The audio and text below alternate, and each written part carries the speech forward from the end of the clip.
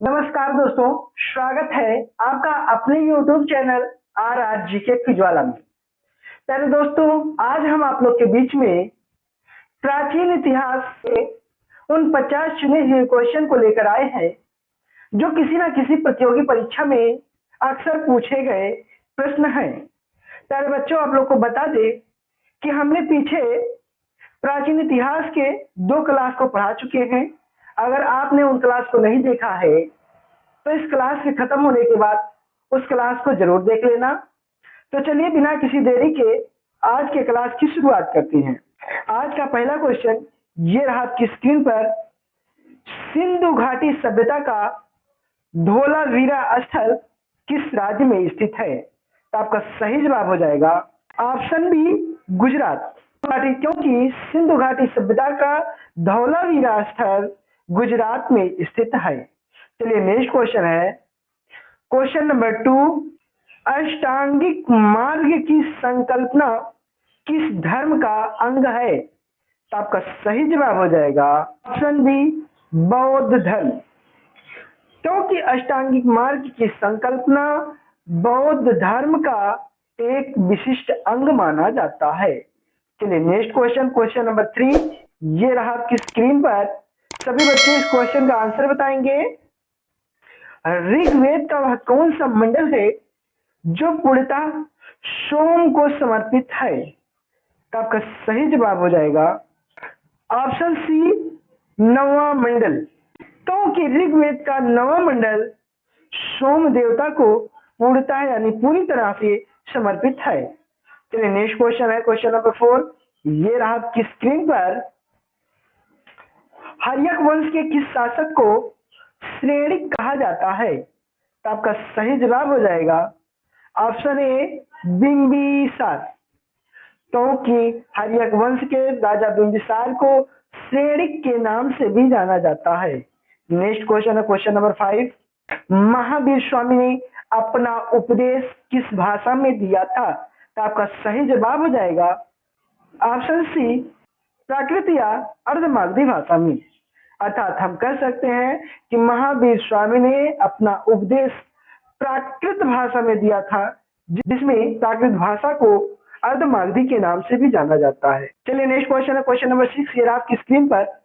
भारत का सबसे पुराना पुराण कौन सा है? तो आपका सही जवाब हो जाएगा ऑप्शन ए, मत्स्य पुराण, क्योंकि भारत का सबसे प्राचीन पुराण मत्स्य पुराण को माना जाता है।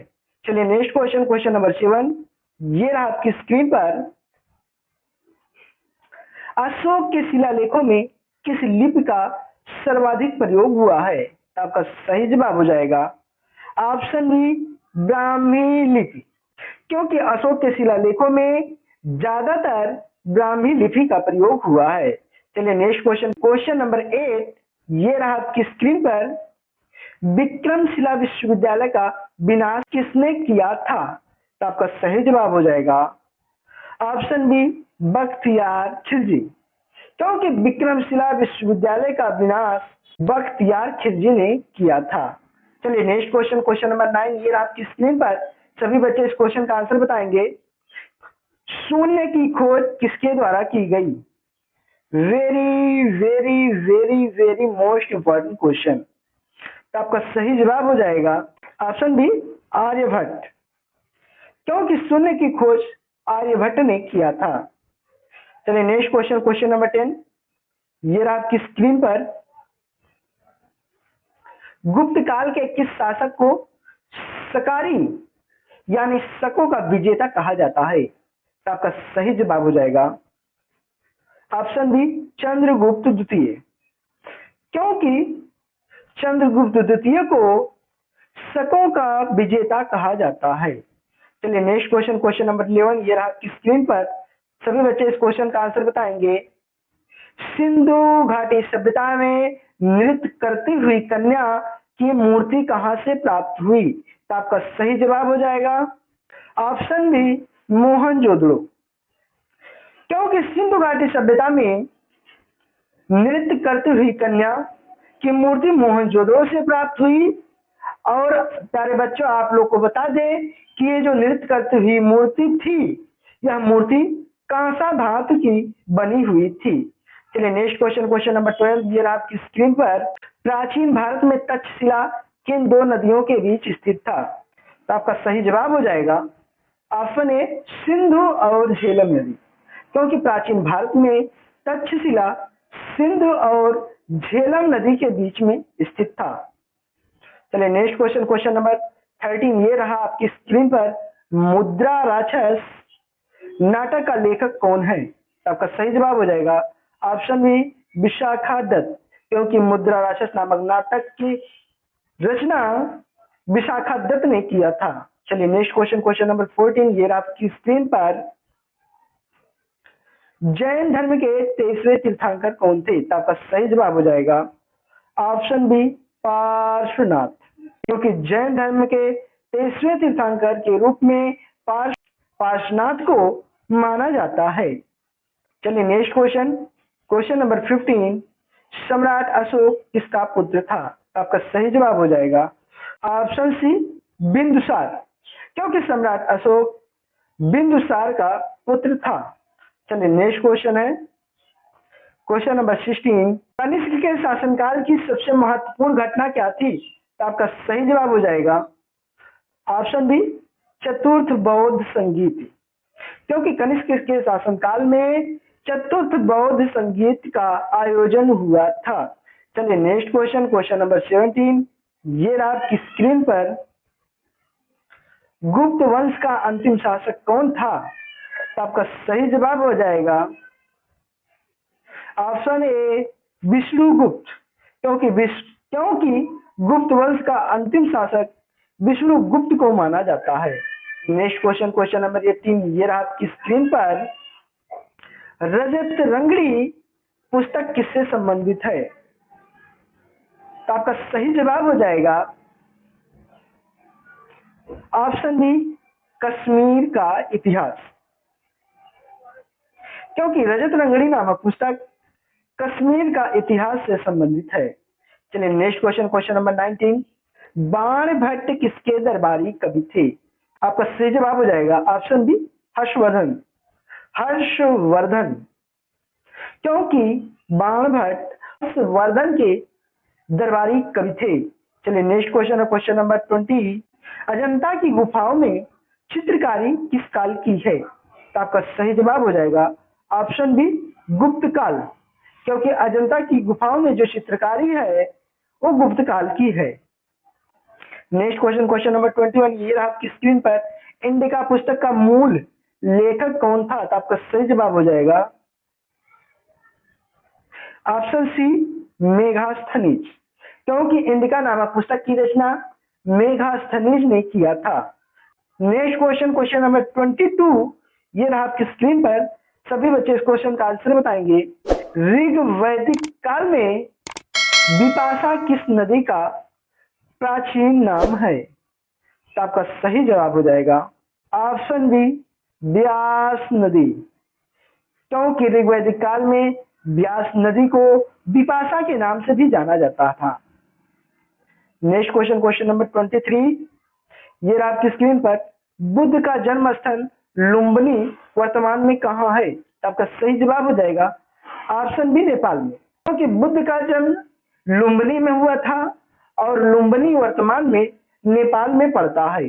चलिए नेक्स्ट क्वेश्चन, क्वेश्चन नंबर 24 ये आपकी स्क्रीन पर। मौर्य प्रशासन में सीता क्या तात्पर्य है? तो आपका सही जवाब हो जाएगा ऑप्शन सी राजकीय भूमि से प्राप्त आय, क्योंकि मौर्य काल में राजकीय भूमि से जो प्राप्त आय होता था उस आय को सीता के नाम से जाना जाता था। चलिए नेक्स्ट क्वेश्चन, क्वेश्चन नंबर 25 ये आपकी स्क्रीन पर। किस गुप्त शासक ने महाराजा धीराज की उपाधि धारण की थी? आपका सही जवाब हो जाएगा ऑप्शन बी चंद्रगुप्त प्रथम, क्योंकि चंद्रगुप्त प्रथम ने अपने शासनकाल में महाराजा धीराज की उपाधि धारण की थी। नेक्स्ट क्वेश्चन है क्वेश्चन नंबर 26 एलोरा के गुहा मंदिर किस धर्म से संबंधित हैं? ऑप्शन ए हिंदू धर्म, ऑप्शन बी बौद्ध धर्म, ऑप्शन सी जैन धर्म, ऑप्शन डी उपरोक्त सभी। Very very very most important question है बच्चों। तो सभी बच्चे इस क्वेश्चन का आंसर बताइए। इस क्वेश्चन का आंसर हो जाएगा ऑप्शन डी, उपरोक्त सभी। क्योंकि एलोरा में स्थित जो गुहा मंदिर है वो हिंदू धर्म से, बौद्ध धर्म से और जैन धर्म से भी संबंधित है। अर्थात हम कह सकते हैं कि एलोरा में स्थित गुहा मंदिर सभी धर्मों का केंद्र माना जाता है। चलिए नेक्स्ट क्वेश्चन, क्वेश्चन नंबर 27 ये रहा आपकी स्क्रीन पर। किरातार्जुनीयम के लेखक कौन है? आपका सही जवाब हो जाएगा ऑप्शन ए, भारवी। क्योंकि किरातार्जुनीयम के लेखक भारवी को माना जाता है। नेक्स्ट क्वेश्चन, क्वेश्चन नंबर 28 ये रहा आपकी स्क्रीन पर। नालंदा विश्वविद्यालय की स्थापना किसने की थी? तो आपका सही जवाब हो जाएगा ऑप्शन बी, कुमार गुप्त प्रथम। क्योंकि नालंदा विश्वविद्यालय की स्थापना कुमार गुप्त प्रथम ने किया था। चलिए नेक्स्ट क्वेश्चन, क्वेश्चन नंबर 29 ये आपकी स्क्रीन पर। अशोक का हृदय परिवर्तन किस युद्ध के बाद हुआ था? आपका सही जवाब हो जाएगा ऑप्शन ए, कलिंग युद्ध। क्योंकि सम्राट अशोक का हृदय परिवर्तन कलिंग के युद्ध के बाद हुआ था। क्योंकि कलिंग के युद्ध में बहुत सी महिलाएं और बहुत से छोटे छोटे बच्चों की हत्या हो गई थी, जिसे देखकर सम्राट अशोक का हृदय कांप गया था। उसके बाद से सम्राट अशोक ने बौद्ध धर्म को धारण कर लिया था। उसके बाद उनका हृदय परिवर्तन हो गया और सम्राट अशोक ने बौद्ध धर्म को धारण कर लिया था। चलिए नेक्स्ट क्वेश्चन, क्वेश्चन नंबर 30 ये आपकी स्क्रीन पर। सभी बच्चे इस क्वेश्चन का आंसर बताएंगे। पंचतंत्र मूल रूप से किसके द्वारा लिखी गई है?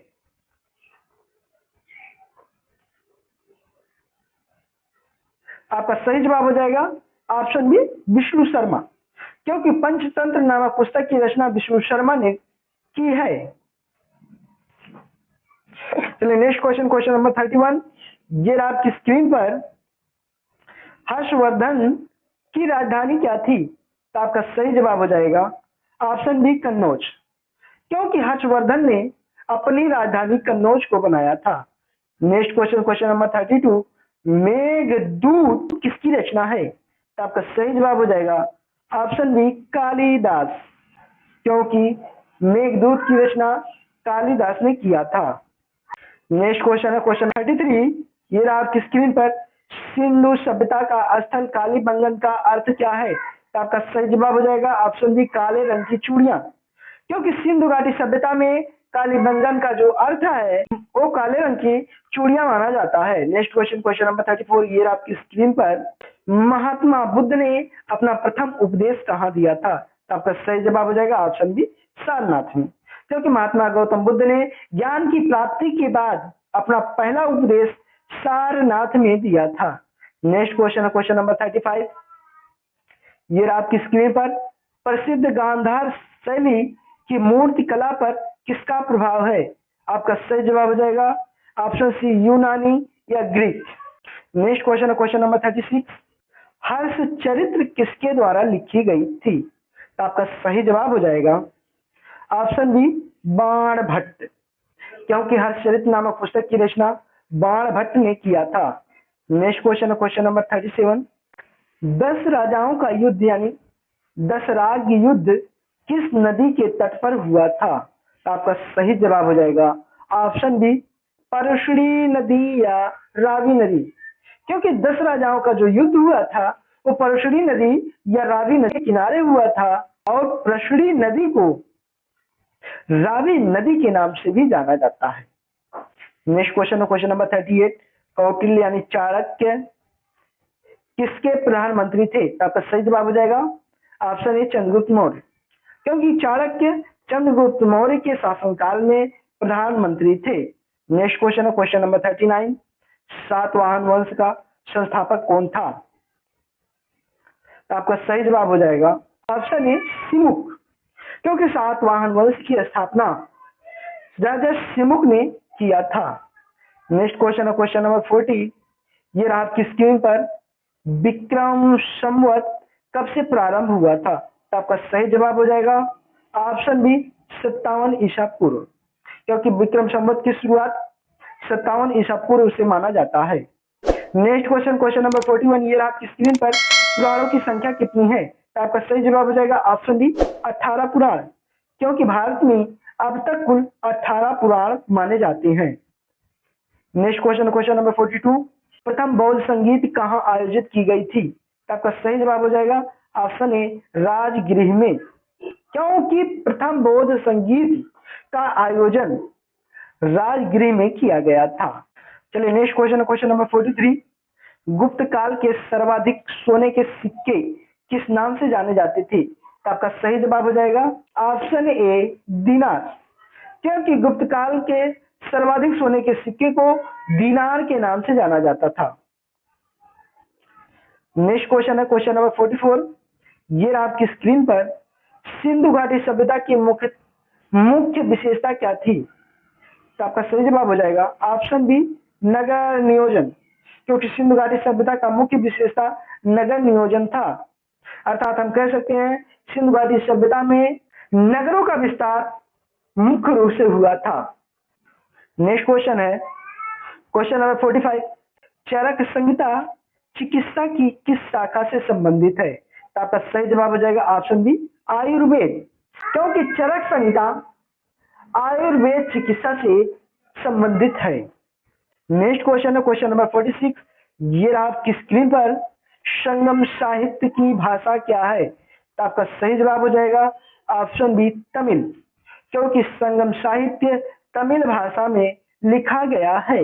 नेक्स्ट क्वेश्चन है क्वेश्चन नंबर 47। प्रसिद्ध लिंगराज मंदिर कहाँ स्थित है? तो आपका सही जवाब हो जाएगा ऑप्शन बी भुवनेश्वर, क्योंकि प्रसिद्ध लिंगराज मंदिर भुवनेश्वर में स्थित है। नेक्स्ट क्वेश्चन है क्वेश्चन नंबर 48। अभिज्ञान शकुंतलम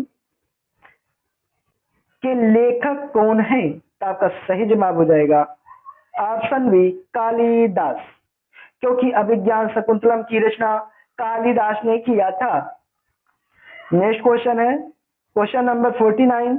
महाबलीपुरम के रथ मंदिरों का निर्माण किसने करवाया था? तो आपका सही जवाब हो जाएगा ऑप्शन बी पल्लवों ने, क्योंकि महाबलीपुरम के रथ मंदिरों का निर्माण पल्लव शासकों ने करवाया था। नेक्स्ट क्वेश्चन और आज के सेशन का सबसे लास्ट क्वेश्चन क्वेश्चन नंबर 50। ये रहा आपकी स्क्रीन पर। उत्तर वैदिक काल का सबसे महत्वपूर्ण देवता कौन था? तो आपका सही जवाब हो जाएगा ऑप्शन बी प्रजापति, क्योंकि उत्तर वैदिक काल में प्रजापति को महत्वपूर्ण देवता माना जाता था। तो प्यारे बच्चों आप लोग ये बताइए कि आज आपने इन 50 क्वेश्चन में से कितने क्वेश्चन का आंसर सही सही दिया है? कमेंट में जरूर बताएं। और प्यारे बच्चों आप लोग ये भी बताइए कि आज का सेशन आप लोगों को कैसा लगा। अगर सेशन अच्छा लगा हो तो सेशन को लाइक कीजिए, अपने दोस्तों के साथ शेयर कीजिए और आगे भी इसी प्रकार का वीडियो देखने के लिए हमारे YouTube चैनल RRGK कुजवाला को सब्सक्राइब कीजिए। मिलते हैं नेक्स्ट क्लास में नेक्स्ट टॉपिक के साथ, नेक्स्ट वीडियो के साथ। तब तक के लिए धन्यवाद।